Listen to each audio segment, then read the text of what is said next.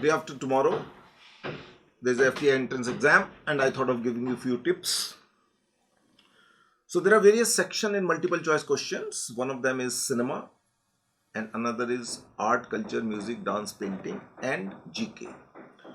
So I'm expecting that this particular year there should be one question connected with the Grish Karnad because of various reasons. One of them was he was connected with FTI.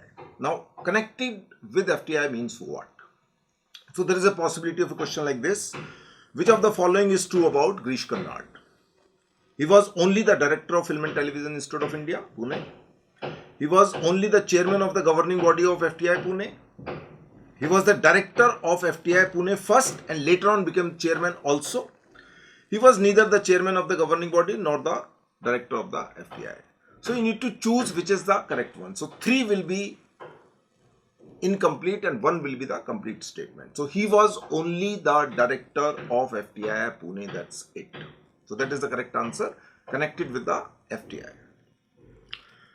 Now there could be a question related to the other awards which he received. I am just citing a few of the examples. Which of the following is true about Grish Karnad? He was the chairman of Sangeet Natak Academy from 1988 to 1993. Yes. He received a Padma Shri. Yes. He did not receive Padma Bhushan. No. He did receive Padma Bhushan also. He received Gyanpith Award. So they will add not and figure it out, formulate a question connected with his award. So these are 4 awards which he mainly received. There are some state awards, there are some national awards also. So there could be a question related to his cinema awards. For example, in 1980, he received Filmfare Best Screenplay Award for Godhuli along with B.B. Karan. Because it is a Shyam Benegal's film. He worked with Shyam Benegal in close association for various films. In 1971, he received National Award for Best Feature Film in Kannada. Yes. In 1971, he received National Award for Best Direction for the same film along with the B.V. Karan. He shared it with B.V. Karan. In 1972, he received Filmfare Award for Best Direction in Kannada for the same film. So, this film called Vamsha Vriksha is the film for which he is known for the Kannada film, though he has done a couple of more films also. He also received the National Award for the Best Screenplay for a film called Bhumika with Shyam Benegal and Satyadev Dubey. So he jointly shared with this award with the 2-3 other people. So you need to be very careful whether he got alone or whether he shared the award with other people. That could also be one of the question. So that's another thing. One of the important film which he directed in Hindi language called Utsav, which was produced by the Shashi Kapoor, one of the high budgeted film of that time and shot by Ashok Mehta. So that is one of the important film which he directed in Hindi language. His contribution to the theatre world is much more higher than the cinema, I would say, because he is regarded as an important playwright. So there could be any question connected with his plays. I'm just reading out some of the plays which he has done. The first one was Yayati in 1961, which made him what he was later on, and played by many important groups all over the country. Tughlaq was another play which he was well known in the National School of Drama circuit because it was directed by Ibrahim Al-Qaji and in Purana Killa of Delhi. So Tughlaq later on performed by many groups. So far I would say 200 or maybe 300 shows of Tughlaq are being performed by various groups here and there. Hayavadan is another popular play by the same guy. Bali, the Sacrifice is a play which is performed by people like Nasiruddin Shah. So Bali is equally important to play. Nagamandala is also performed by many groups here and there. So these are the plays which are well known, and as I said that some of the plays which are not well known but are also performed by various groups because they were translated in English language and then later on some Hindi. Recently I saw a play called Boiled Beans on Toast. I never knew this play is written by Grish Karnad. It was performed with the NSD second year students by an outside expert. So be careful about various plays which he has written. There could be a question about plays. There could be a question about various characters related to the plays. There could also be a question related to the story of the play. Just a synopsis in a one line. There could be a question related to that also. They might say, okay, this is the story related to which of the plays? 1, 2, 3, 4. They will give you option. So you should have a one-liner clear-cut understanding which play is about what. So at least 2 sentences, 3 sentences should know. So there could be a question related to the story of the play, or maybe there could be a one important question related to a particular character from a particular play. So if you still have a time to go through it, figure it out, which are the important 3 to 4 characters in some 5 to 6 plays, because there could be a question related with that also. This is regarding the Girish Karnad. So there are some important personalities who are no more with us, and there could be a question about them also. Beside Girish Karnad, I am hoping that there would be a question related to the FTII alumni who are doing well in the industry. Say for example, who edited the film called Mardani 2? Now it will be a difficult question for you. If you do not know the answer, you can't guess it, because it is edited by Monisha R. Baldava, who is graduate from FTII Pune. So why Mardani 2 editor is important? Because she is a FTII alumni. So people who are FTII alumni in recent, particularly last 1 year, if they have done some important film as an editor, as a cinematographer, as a director, it's important for you to know it. Otherwise also, whosoever has whatsoever done in past, who is a graduate from FTII Pune, you should know about it there, because there is a possibility that there would be a question related to that. It could be some strange question which could be from a regional cinema. So you have to be very careful that people who are not well known outside, but they have done some contribution to the regional cinema, they can be also asked, particularly if they happens to be FTII alumni. Also anything which was discussed recently. Say for example, there is a book called Words, Sounds and Images. Who wrote this book? So if you don't know, then you should be knowing it. It's Amit Khanna, who was very well-known personality in the Hindi film industry. He created a Plus channel, and which was successful to large extent at some point. So he has written his, call it as an experience. I would not say biography, but call it the experience of the working in the film industry. So book like Words, Sounds, Images is equally important. There could be a question related to the national awards, particularly not the Filmfare but national awards. Many of the students were asking me, will there be a question related to Oscar? Yes, the nomination. Which film got nominated for which category, which actor, which director? Not the winner, because winners are being announced only a few days back, and question paper is already being set, almost 15 days or maybe more before that, I don't know. But there is a possibility about nomination category. Then beside that, I'm hoping that some of the questions could be related to other people who are no more, but they were connected with literature. They could be connected with cinema.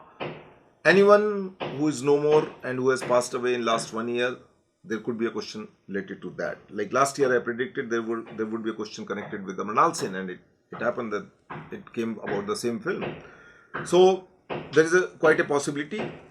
Beside that, few general things which are important for all of you, whichever field you have applied for. Whenever you write, I'm talking about the descriptive part. Whenever you write any question, answer, do write in a point form. Point 1, point 2, point 3, point 4. Don't beat around the bush. When you write in a point form, it is very, very clear to the examiner who is checking the question paper that this person want to make the 4 points. 1, 2, 3, 4. Now, it could be a difference between, say, for example, lighting for a play and lighting for a scene while shooting a film or ad film.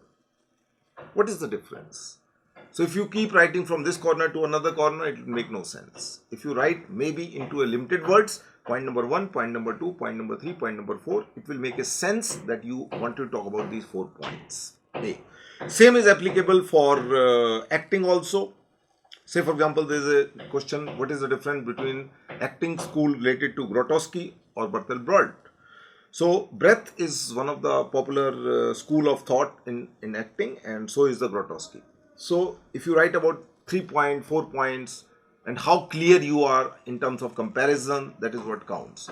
So my suggestion is, instead of writing in a descriptive form where there is no points, it will not make a sense to the examiner, because when you are writing about point 1, 2, 3, 4, it is very clear to him that you want to talk about these 4 points. That's A.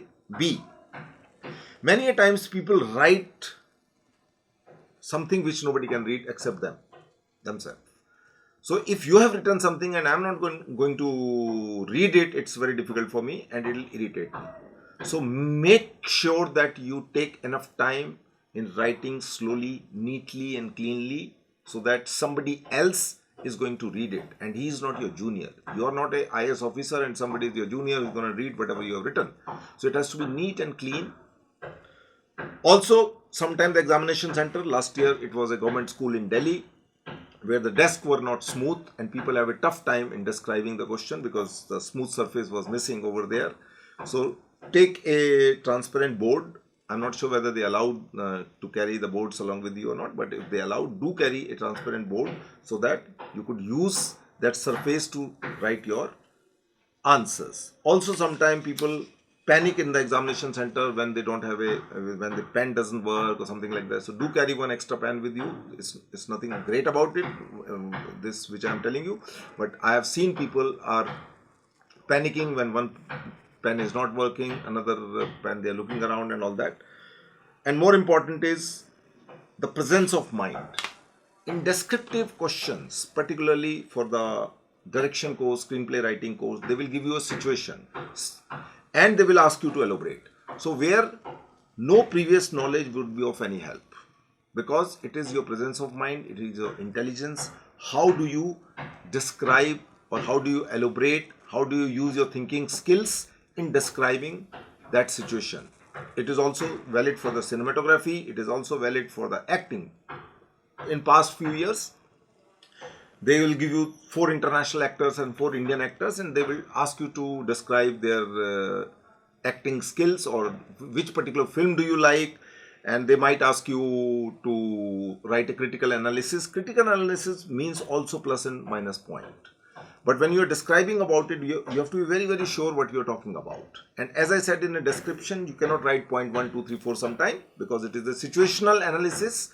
So what you need to do is break them into a small paragraphs. Paragraph 1 of 4 lines, paragraph 2 of 4 lines, so that you know that one paragraph is a 1 point, another paragraph is another point, next paragraph is another point. So all these points are being described not in terms of 1, 2, 3, 4, 5, but into a small paragraph. That's another suggestion which I want to make it to you.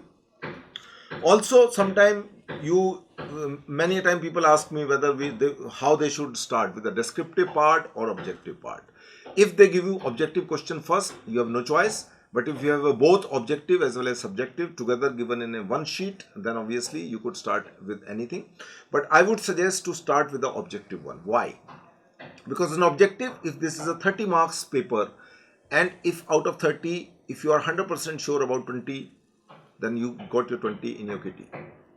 There is no negative marking so far. I'm not sure about this year, but so far there is no negative marking. So you can tick any wrong question, wrong answer also alternative. It is not going to fetch you the minus mark. So these are the basic things which I wanted to talk about. But in terms of descriptive, those people who have prepared thoroughly for the entire year or maybe for 6 months, it is expected that you would do better. Those who has just started a month back or 15 days before, I doubt they can crack it, because every year there is almost, for a last year direction, almost 1200 students appeared. For acting, almost 2000 people. For cinematography, around 800 people on an average.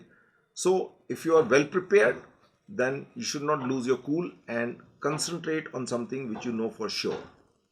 And sometime when you, with your common sense also, you can figure it out that this is not a correct answer. But these answers are very specific.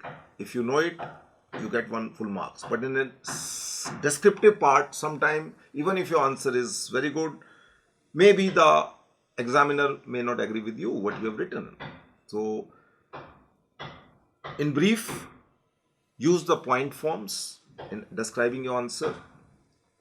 Write in a neat and clean manner so that somebody can read it, and allocate your time to answer questions as per the marks of that particular question. If it is of 10 marks, if it is of 4 marks, the time devoted for 4 marks would be less than the time devoted for the 10 marks.